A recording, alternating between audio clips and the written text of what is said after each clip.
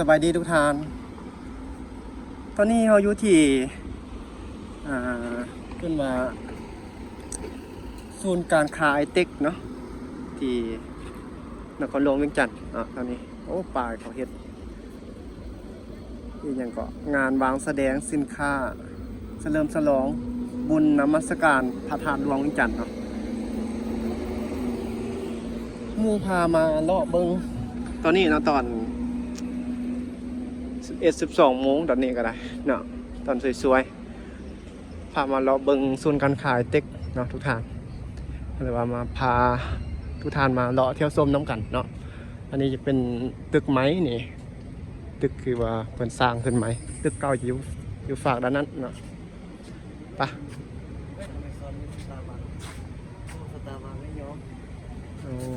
นี่สตาร์บัคมั้ง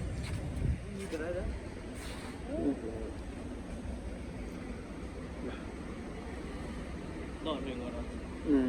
ทำมาไรจะเครื่องอ่ะ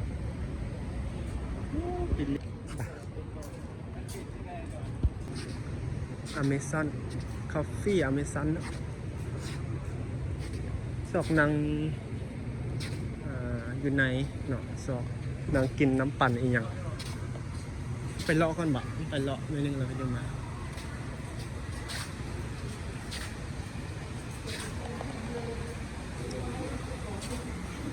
บิงซุนนี่ราคากระทือคือกันบิงซุนนี่กินบิงซุนนี่ก็ได้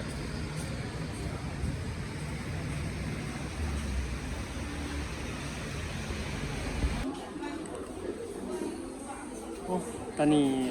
พากันมานั่งในห้างอเมซอนนะอยู่ที่ศูนย์การค้าเต็กทุกท่าน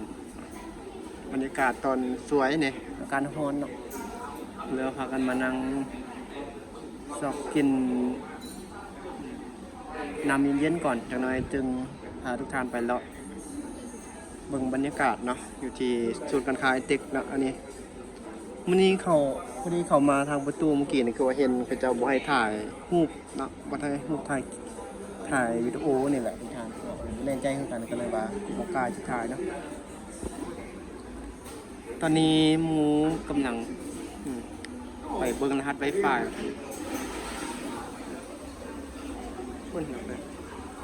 บรรยากาศอยู่ทางด้านในของ Amazon เนาะอยู่ที่ศูนย์การค้าเต็กอยู่นี่โอ้ได้แล้วอ่ะ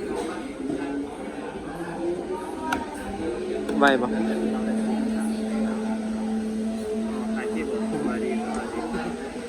พากันนั่ง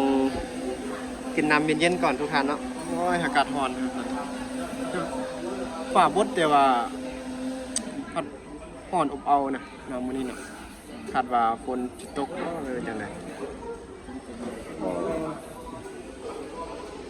อันนี้จะเป็นอาหารนี่เนาะ